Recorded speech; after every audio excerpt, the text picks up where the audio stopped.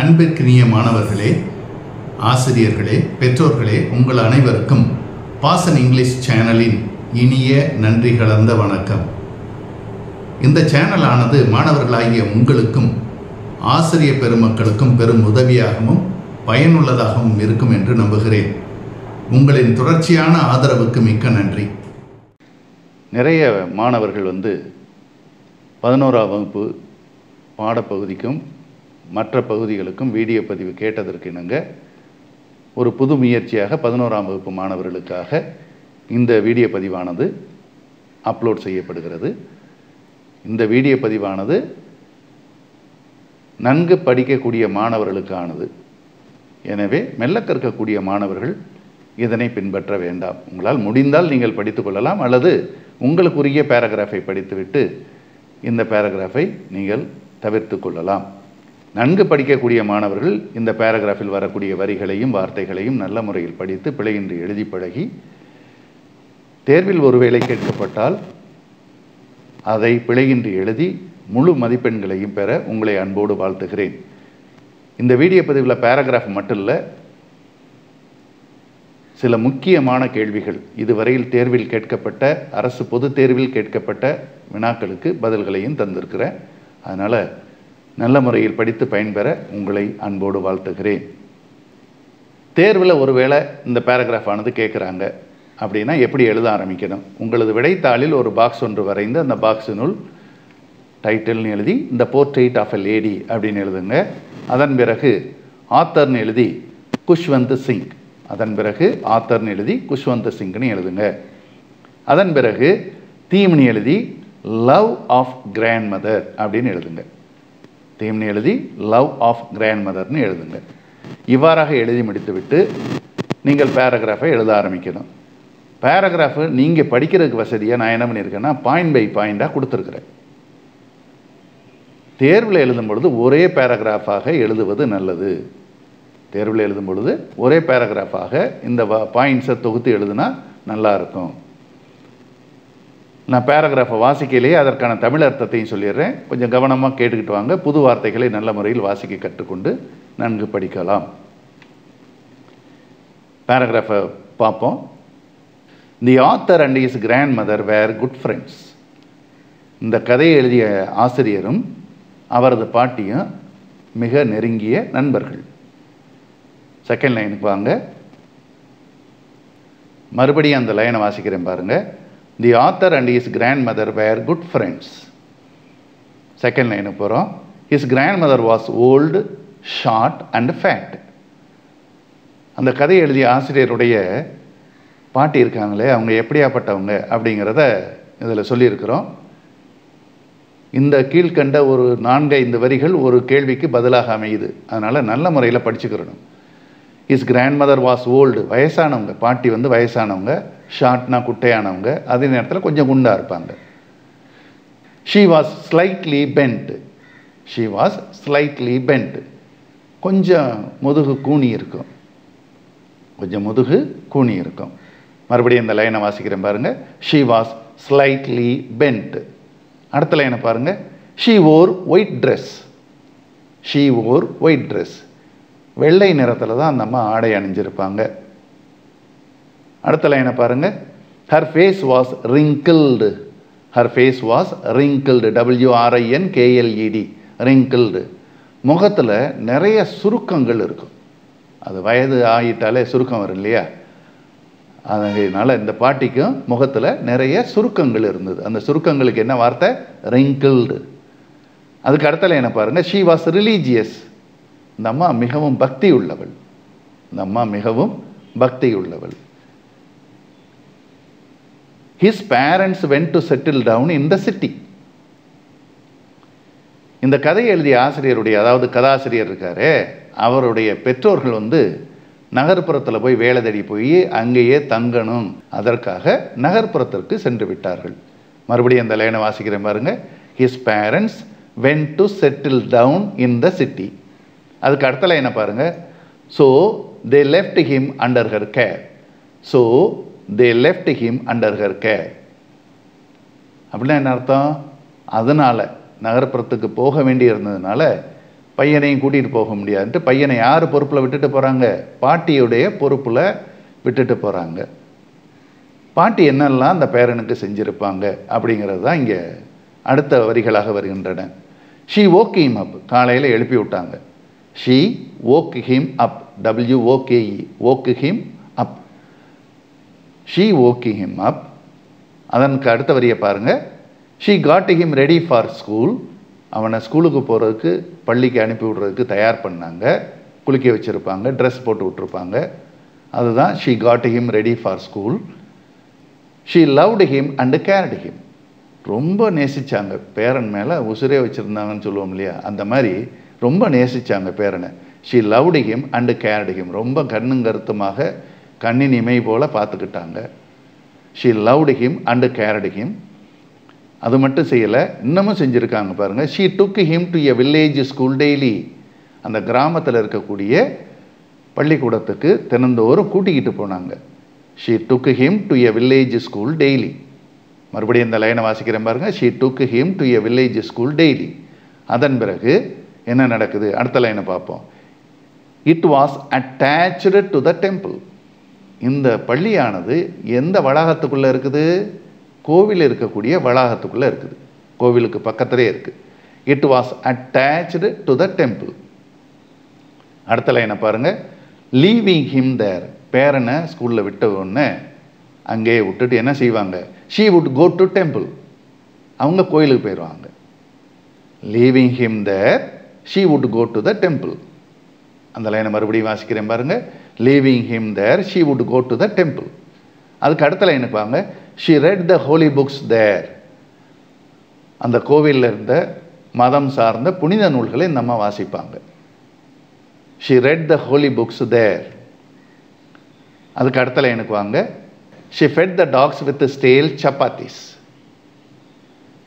School முடிஞ்சு பாட்டியும் பேரனும் வீட்டுக்கு திரும்பி கொண்டிருக்கையில் இந்த அம்மா என்ன செய்வாங்க? காலையில் ஸ்கூலுக்கு வரையிலேயே, பேரனை கொண்டாந்து விட வரையிலேயே, அங்கே வீட்டில் இருந்த மிச்சம் மீதாரி இருந்த காய்ந்து போன ரொட்டிகளை, அதாவது சப்பாத்திகளை எடுத்துக்கிட்டு பார்சல் பண்ணிட்டு வந்துடுவாங்க. ஸ்கூல் முடிஞ்சு போகையில் தெருவில் இருக்கக்கூடிய நாய்களுக்கு அந்த சப்பாத்தியை உணவாக கொடுப்பாங்க. அதுதான் அந்த லைன். அந்த லைனை மறுபடியும் வாசிக்கிறேன் பாருங்கள். She fed the dogs with the stale chapatis. Stale chapatis. அதுக்கு அடுத்த லைனுக்கு வாங்க.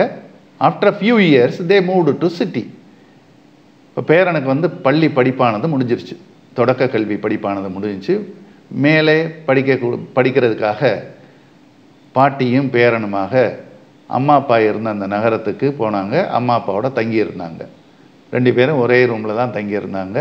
இருந்த போதிலும் but their closeness became less. பாட்டிக்கும் பேரனுக்குமாக இருந்த அந்த நெருக்கம் குறைய ஆரம்பிச்சிருச்சு. பாட்டிக்கும் அந்த பேரனுக்கும் இருந்த நெருக்கம் ரொம்பவே குறைய ஆரம்பிச்சிருச்சு. காரணம் என்ன? மறுபடியும் அந்த லைனை வாசிக்கிறேன், அதன் பிறகு அடுத்த லைனுக்கு போவோம். பட் தேர் க்ளோஸ்னஸ், க்ளோஸ்னஸ் அப்படின்னா நெருக்கம், பிகேம் லெஸ். அதுக்கு அடுத்த லைனை பாருங்கள். He went to university. ஏன் அந்த நெருக்கமானது குறைய ஆரம்பிச்சிச்சு? மேற்படிப்புக்காக பல்கலைக்கழகத்துக்கு பையன் போகிறான். He went to university. அதுக்கு அடுத்த லைனை பாருங்கள். தென் he went abroad for studies. பல்கலைக்கழகத்தில் படிப்பு முடிஞ்சிச்சு. அதன் பிறகு படிக்கிறதுக்கு எங்கே போகிறாரு? வெளிநாடுக்கு போகிறார். Then he went abroad for studies. அப்ராட்னா என்ன அர்த்தம்? வெளிநாடு. அவர் வெளிநாட்டுக்கு போனதும் அவங்களுக்குள்ள இருக்கக்கூடிய நெருக்கமானது குறைவதற்கு இன்னும் ஒரு காரணம். அடுத்த லைனுக்கு வாங்க. At the time she was not sentimental. சென்டிமெண்டல்னால் என்ன அர்த்தம்? உணர்ச்சி பூர்வமாக இருக்கிறது, அதான் சென்டிமெண்டல். இப்போ பாட்டி என்ன நினச்சிருக்கணும்? வெளிநாடு போகையில் ஆகா பேரை நம்மளை விட்டுட்டு போகிறானே அப்படிங்கிற ஒரு எண்ணத்தில் அழுதுருப்பாங்க இல்லையா? ஆனால் அந்த அம்மா உணர்வு பூர்வமாக எந்த ஒரு உணர்வையும் காட்டலை. மறுபடியும் அந்த லைனை வாசிக்கிறேன் பாருங்கள். At that time she was not sentimental. At that time she was not sentimental. Sentimental. அடுத்த லைனுக்கு பாருங்க. ஏன் அந்த மாதிரி காட்டலை அப்படின்னா she accepted the seclusion. அந்த அம்மா தனிமையை ஏற்றுக்கிட்டாங்க. டவுனுக்கு வந்துட்டோம், இனிமேல் நம்ம தனிமையாக தான் இருக்கணும்னு மனதளவில் தனது மனதை தயார் செய்து கொண்டு தனிமையை ஏற்றுக்கிட்டாங்க. she accepted the seclusion. அதுக்கு அடுத்த லைனை பாருங்கள். She accepted the changes. டவுனுக்கு வந்ததுக்கப்புறம் நிறைய மாற்றங்கள் இருந்துச்சு. அந்த மாற்றங்களையும் இந்த அம்மா முழு மனதாக ஏற்றுக்கிட்டாங்க. She accepted the changes. அதுக்கு அடுத்த லைனுக்கு வாங்க. She agreed with the facts in her life. She agreed with the facts in her life. அவள் தனது வாழ்க்கையில் நடைபெற்று கொண்டிருந்த அத்தனை உண்மைகளையும் உண்மை சம்பவங்களையும் மனமாற ஏற்றுக்கிட்டு அதன்படி நடக்க ஆரம்பிச்சிட்டாங்க. அதனால தான் அவங்க உணர்ச்சி பூர்வமாக பேரன் வெளிநாட்டுக்கு படிக்க போகையில் அழுகலை. அதோட தனிமையாக இருக்கிறவங்களுக்கு ஏதாவது கொஞ்சம் இனிமை வேணும் இல்லையா, அதுக்காண்டி என்ன செய்கிறாங்க பாருங்கள். Feeding the sparrows was her happiest time. Feeding the sparrows was her happiest time. பகல் பொழுதில் மதியான வேளையில் ஒரு அரை மணி நேரம் வீட்டில் இருந்த சிட்டுக்குருவிகளுக்கு ரொட்டி துண்டுகளை ரொட்டியை நுணுக்கி போட்டாங்க. எதுக்கு? அவங்களுக்கு உணவாக. அந்த சிட்டுக்குருவிகளை வந்து சாப்பிட்டதை பார்த்து நம்ம ரொம்ப சந்தோஷப்படுவாங்க. அந்த நாள்லேயே அந்த அரை மணி நேரம்தான் இவங்க மிக்க சந்தோஷமாக இருந்த நேரம் அப்படின்னு சொல்லி கதையில் ஆசிரியர் எழுதியிருப்பார். அடுத்த லைனை பாருங்க. It was in the afternoon. நான் ஏற்கனவே சொன்னது போல் மதியான நேரத்தில் அந்த சிட்டுக்குருவிகளுக்கு அரை மணி நேரம் உணவு கொடுத்தாங்க. அந்த உணவு கொடுத்த அந்த நேரம் தான் நம்ம ரொம்ப சந்தோஷமாக இருந்தாங்க. மறுபடியும் அந்த 2 லைனை மட்டும் வாசிக்கிறேன், நல்லா கவனிங்க. Feeding the sparrows was her happiest time. It was in the afternoon. அது மதியான நேரத்தில் இருந்தது. அடுத்த லைனுக்கு வாங்க. ஒன் ஈவினிங், ஒரு நாள் சாயங்காலம். நம்ம எப்போவுமே பயபக்தியாக இருக்கிறவங்கன்னு சொல்லியிருக்கிறோம். ரோசரினா ஜபமாலை, அதாவது பாசியால் செய்யப்பட்ட ஒரு மாலை. அந்த மாலையை வச்சு தான் அவங்க ஜபிச்சு கொண்டு இருப்பாங்கன்னு சொல்லி கதையில் வெவ்வேறு இடங்களில் நம்ம பார்த்துருப்போம். ஆனால் அன்னைக்குன்னு நம்ம ப்ரேயர் பண்ணலை. ப்ரேயர் பண்ணாமல் என்ன பண்ணுறாங்க, she song with the other women in the neighbourhood. பக்கத்தில் இருந்த லேடிஸ் எல்லாம் ஒன்றா கூப்பிட்டு இவங்க பாட்டு பாடுறாங்க. எல்லாருமா சேர்ந்து பாட்டு பாடுறாங்க. One evening she song with the other women in the neighbourhood. எவ்வளோ சொல்லி பார்க்குறாங்க போதும் நிப்பாட்டுங்கன்னு. ஆனால் இவங்க கேட்கல, தொடர்ந்து பாடிக்கிட்டே இருக்கிறாங்க பல மணி நேரம். அடுத்த நாள் என்ன நடக்குது? Next morning she fell ill. அடுத்த நாள் அவங்களுக்கு உடம்பு சரியில்லாமல் போகுது. கொஞ்ச நேரத்திலேயே இறந்துடுறாங்க. And died. Next morning she fell ill and died. அதுக்கு அடுத்த லைனுக்கு வாங்க. இந்த sparrows sat mourning her death. ஆசிரியர் எவ்வளவு அழகாக எழுதியிருக்காரு பார்த்தீங்களா? இந்த sparrows sat mourning her death. சிட்டுக்குருவிகளும் இந்த அம்மா இறந்ததை, அந்த துக்கத்தை அழுது புலம்பினார்கள் அப்படின்னு சொல்லி எழுதியிருக்கிறாரு. இந்த ஸ்பேரோஸ் சேட் மோர்னிங். மோர்னிங்னா என்ன அர்த்தம்? அழுது புலம்புதல். ஹர் டெத், அவங்க இறந்ததை நினச்சி அழுது புலம்புனாங்களாம். வீட்டில் அங்கங்கே உட்காந்துக்கிட்டு அழுது புலம்புனாங்க. ஆனால் எப்படி? சத்தம் போட்டுக்கிட்டு இல்லை, சைலண்ட்லி அப்படின்னு சொல்லி எழுதியிருப்பார்.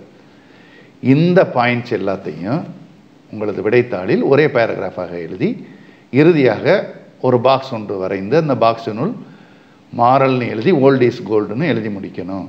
இவ்வாறாக பிழையின்றி எழுதினால் கண்டிப்பாக முழு மதிப்பெண்ணையும் உங்களது தேர்வில் நீங்கள் பெற்றுவிடலாம். இப்போ பேராகிராஃப் எழுதிட்டோம். நான் ஏற்கனவே சொன்னது மாதிரி இந்த பாடத்தில் இருக்கக்கூடிய முக்கியமான வினாக்களுக்கு நம்ம பதில் எழுதுவோம்னு சொன்னேன். இந்த முக்கியமான வினாக்களுக்கும் பதில் எங்கே இருக்குன்னா இந்த பேராகிராஃப்லேயே இருக்குது. நம்ம படித்த பேராகிராஃப்லேயே இருக்குது. 1-2 கேள்விகளுக்கு மாத்திரம் தான் நம்ம புதுசாக பதில் சேர்த்துருப்போம். அதனால் பேராகிராஃபில் இருக்கக்கூடிய இந்த பதில்களை, இந்த வரிகளை நல்லா படிச்சுக்கிட்டா கொஸ்டின் ஆன்சரை நம்ம எழுதிடலாம். இப்போ முதல்ல ஃபஸ்ட்டு கொஸ்டினுக்கு போவோம். Why was the author left with his grandmother in the village? ஏன் கதை எழுதிய ஆசிரியரை தன்னுடைய பாட்டியோட கிராமத்தில் விட்டுட்டு போனாங்க? அதுதான் கேள்வி. இதுக்கு பதில் பாருங்கள், நம்ம படித்த பேராகிராஃபில் இருக்குது. His parents went to settle down in the city, so the author was left with his grandmother in the village. இந்த 2வது லைனை மட்டும் நீங்கள் சேர்த்துக்கிறணும். நல்லா படிக்கக்கூடிய மாணவர்களாக இருப்பதனால் நீங்கள் 2வது லைனை புதுசாக சேர்த்துக்கிறணும். என்ன சேர்க்க போகிறோம் பாருங்கள். ஸோ அப்படிங்கிற வார்த்தை புதுசாக சேர்க்க போகிறோம். ஆத்தர் இங்கே இருக்குது, கேள்வியில் இருக்குது. ஆத்தரையும் வாசையும் இடத்த மாற்றுங்க. தி ஆத்தர் முன்னால் எழுதுங்க, வாசை ஆத்தருக்கு பின்னால் எழுதுங்க. மீதி இருக்கக்கூடிய வினாவில் இருக்கக்கூடிய வார்த்தைகள் அனைத்தும், அதாவது ஒய்ங்கிற வார்த்தையை தவிர மீதி இருக்கக்கூடிய வினாவில் இருக்கக்கூடிய வார்த்தைகள் அனைத்தும் இரண்டாவது வாக்கியமாக வந்துடும். கொஞ்சம் கவனமாக பார்த்தீங்கன்னா முழு ஆன்சரை எழுதி முழு மதிப்பெண்களையும் பெற்றுவிடலாம். மறுபடியும் இந்த லைனை வாசிக்கிறேன் பாருங்கள். அதாவது இந்த கேள்விக்குரிய பதிலை வாசிக்கிறேன் பாருங்கள். His parents went to settle down in the city, so the author was left with his grandmother in the village. Second question வாங்க. Where did the author study in his childhood? Where did the author study in his childhood? குழந்தை பருவத்தில் அவர் எந்த ஸ்கூலில் படித்தார்? இதுவும் நம்ம படித்த பேராகிராஃபில் ஆன்சராக இருக்குது. He studied in a village school near the temple. It was attached to the temple. கோயிலுக்கு பக்கத்தில், கோயில் வளாகத்தில் இருக்கக்கூடிய அந்த பள்ளியில் படித்தார். அந்த பள்ளியானது கோவிலோட சேர்ந்து இருக்கிறது. He studied in a village near the temple. It was attached to the temple. Third questionக்கு வாங்க. Why did the grandmother accompany the author to school? ஏன் பாட்டி பேரனை கூட்டிக்கிட்டு ஸ்கூலுக்கு போனாங்க? அதுக்கு என்ன பதில்னு பாருங்க. இதுவும் பேராகிராஃபில் இருக்குது. லீவிங் ஹிம் தேர், பேரனை ஸ்கூலில் விட்டதுக்கப்புறம் she would go to temple, கோயிலுக்கு போவாங்க. she read the holy books there, கோயிலில் போய் புனித நூல்களை வாசிப்பாங்க. she was deeply religious, ரொம்ப ஆழமான பக்தி உடையவள் அப்படின்னு சொல்லி பதில் எழுதி முடிக்கணும். இது எல்லாமே நம்ம படித்த பேராகிராஃபில் இருக்குது. ஃபோர்த்து கொஸ்டினுக்கு வாங்க. What made the dogs follow the grandmother after school hours? எதற்காக இந்த தெருக்குள்ள இருக்கக்கூடிய நாய்கள் எல்லாம் பாட்டிக்கு பின்னால் வந்தாங்க? இதுக்கு பதில் என்னன்னு பாருங்க. she fed the dogs with stale chapatis. இந்த ஒரு லைன் நம்ம பேராகிராஃபில் படிச்சிருக்கிறோம். அதை அப்படியே எழுதிடுறோம். அதன் பிறகு ஸோ எட்டு, இந்த ரெண்டு வார்த்தைகளை மாத்திரம் நீங்கள் சேர்க்கணும், புதுசாக சேர்க்கணும்.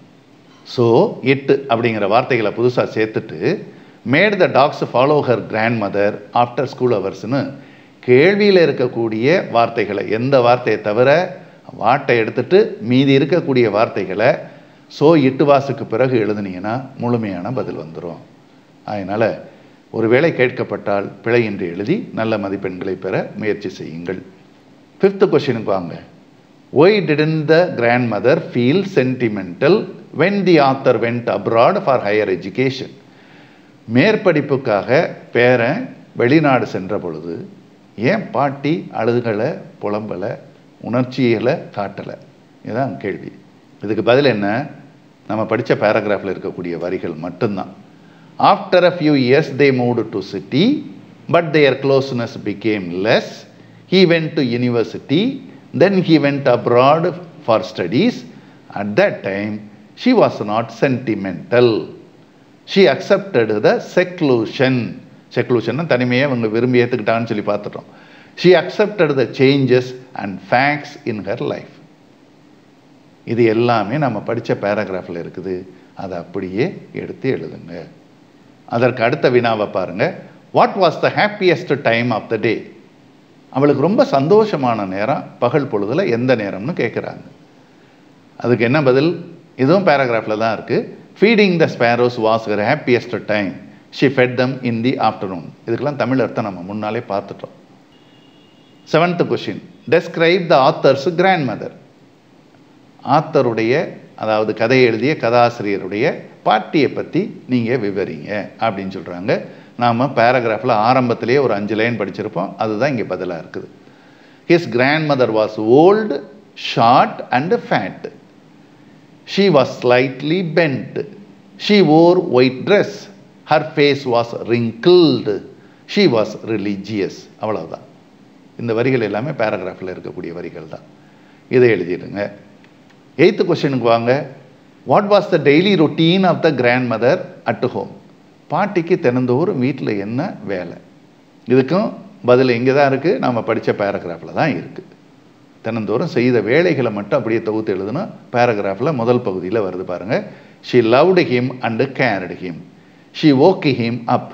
She got him ready for school. She took him to school daily. It was attached to the temple. Leaving him there, she would go to temple.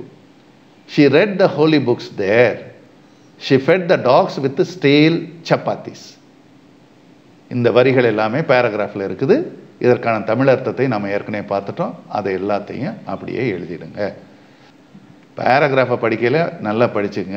எந்த கேள்விக்கு எங்கேருந்து பதில் எடுத்து எழுதணும், எதுலேருந்து எது வரலும் பதில் எடுத்து எழுதணும் அப்படிங்கிறத நல்லா புரிந்து, கேள்வியை புரிந்து பதில் எழுதணும். அதில் கவனமாக இருங்க. Question number 9. The grandmother was strong-minded. Justify. பாட்டி ரொம்ப அசைக்க முடியாத ஒரு இரும்பு மனுஷி. இதை நிரூபிங்க அப்படின்னு சொல்லி கேட்குறாங்க. இதுக்கு என்ன பதில்? நம்ம படித்த பேராகிராஃபில் தான் இருக்குது, வேற எங்கேயும் இல்லை. புதுசாக நம்ம எதையும் சேர்க்க போகிறதில்ல. பேராகிராஃபை படித்ததை அப்படியே ரிகால் பண்ணுறோம். இந்த ஆன்சரில் பாருங்கள். After a few years they moved to city, but their closeness became less. He went to university, then he went abroad for studies. At that time she was not sentimental.